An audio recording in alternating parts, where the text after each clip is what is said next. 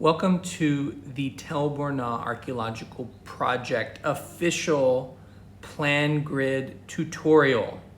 This is our registration system that we've been using for the last 10 years or so at Tel Burna in different forms. You will find it as an application on your iPad. It's this application here. Within PlanGrid, each day you will have your top plan for the area that you will be working in. You can look at this season right here. This is a training video, so we don't have exactly the types of plans that you will have. This is a top plan from a few seasons ago, and you can see a wall cutting through. And then over here on the right, you can see how you can zoom in. We have a couple of buttons. We have a locus button, and then down here in the description is your material that you'll fill out. You have a wall button there, and there's the description in the bottom. You don't have to worry about all of this other material above it. You'll fill everything out in the description. And you have a basket button. That's O1, and I'll explain what that means in a moment. And right here you have area, square, upper level, lower level, basket content, etc. And so when you're working with this, it will work more or less like this. Everything that we excavate has a locus number. So I would click on this, I would hit copy, and then I would find a spot. Let's say I want to put it right here on this tabboon, and I'm going to hit paste in place. And it will, didn't work. I will hit paste in place. Wow, what in the world? Excuse me, I should hit paste, not paste in place. And then when you're opening a new locus, you're going to change the title to the season number, which in this case is, I believe, 13. Then it's going to be the area number, which you'll get from us, depending on each area. Let's just say for now 1. And then it's going to be the serial number, which in this case would be 01. So this is the first locus. This is the 13th season. This is area 1. Let's just say this would probably be A1. And this is your first locus of the season. And what you're also going to do is you're going to add in some text there. Take the smallest one. And it's going to be, you're going to give this a tag, 13101, done. And then, so your tag is related to this locus. Now you can click on this button and it will let you, in fact, sometimes you want to make these a little smaller so you can select things. You're going to click on this button, and inside of it, like here, there's a list. You change it to A1 locus, go back, and then you're going to describe the area, A1, date opened, you'll fill that information out, and there's a lot more information that you'll fill out as you go along. Now, one thing about this that I think is quite nice is you can add videos and pictures. Let's stick with pictures, and directly in here. And so I can take a new photo with using this. Let's pretend this is a tabboon right in front of us, like that. And I can save that. I can also draw on it if I want. Save that to the spot, and it will always stay connected to that button. So that's a locus. The other thing you can do is, and you will need to do, is have baskets. So let's say we're back in this tabboon and we're excavating. We need a basket for the pottery and so on. So we copy that. We now have our basket. And then for the sake of simplicity, we'll call this 131001 because these have serial numbers that have 3 digits instead of 2. So that's what the name of it is. We'll change our list to baskets. Okay. And then we will add in our area and square. So this case would be A1. Square, I'll just make up a number, A2. We give our levels, we give our basket description, and so on. Now, one important thing, if we come down to the basket content, is the system that we use is, in this case with pottery, we're going to use and call this an O1. This is pottery. Then if we were adding more, whether bones and so on, we have codes that you would add to this list that's going to tie that basket together.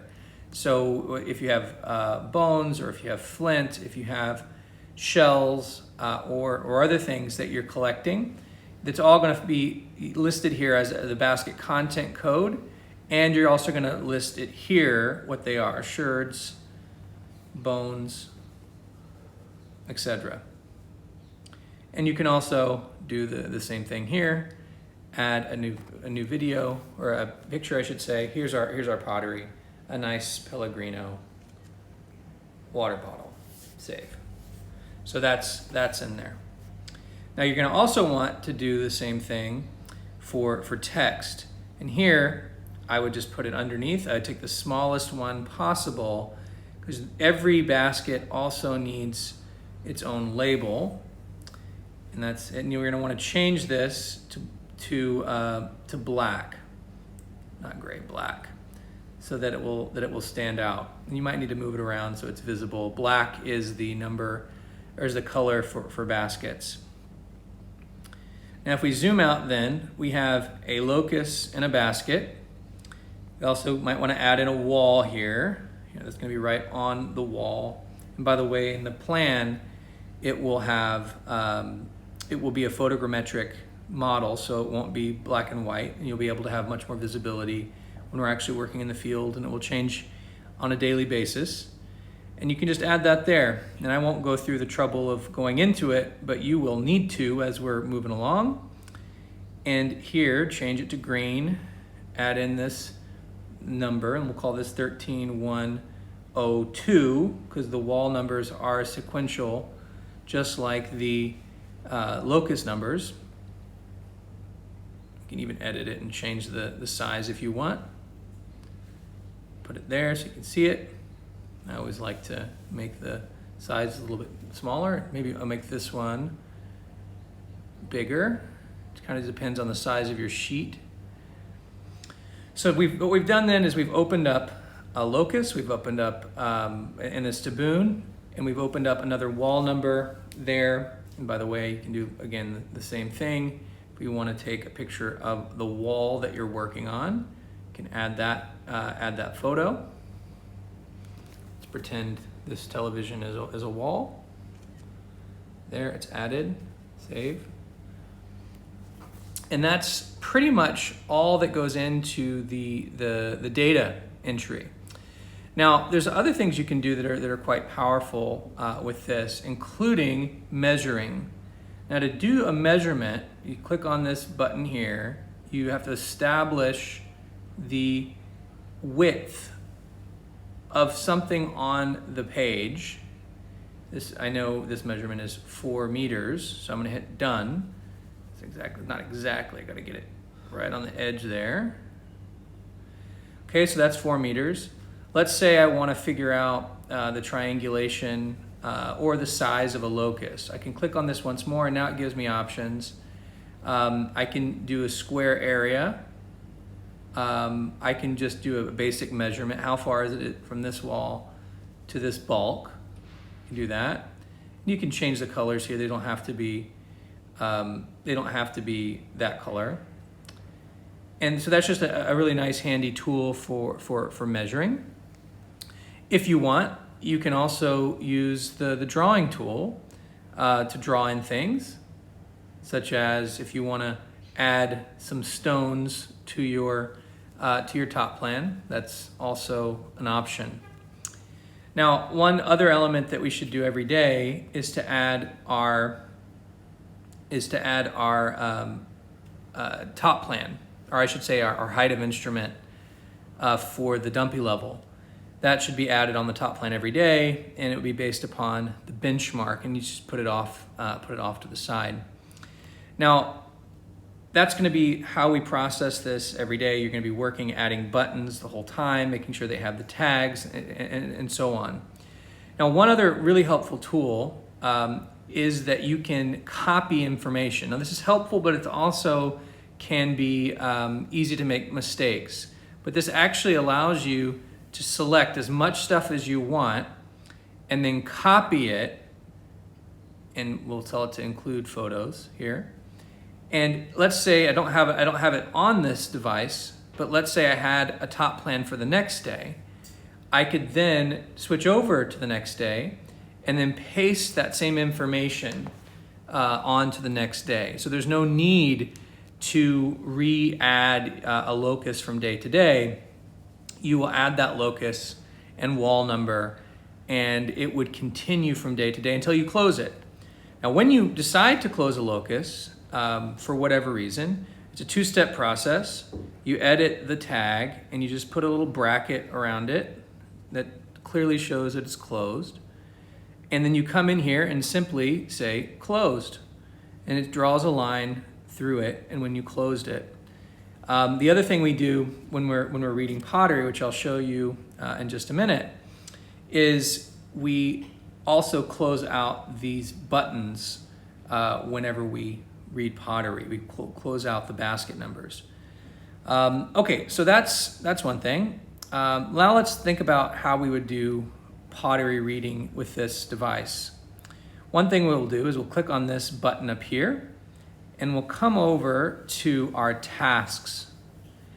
And then we can actually search. We don't have so many tasks, so we just started a new project. But we'll search by whatever our basket number is. And so we only have one, but just for the sake of argument, we're going to search for 13101, or for the sake of training. And it's going to bring up this.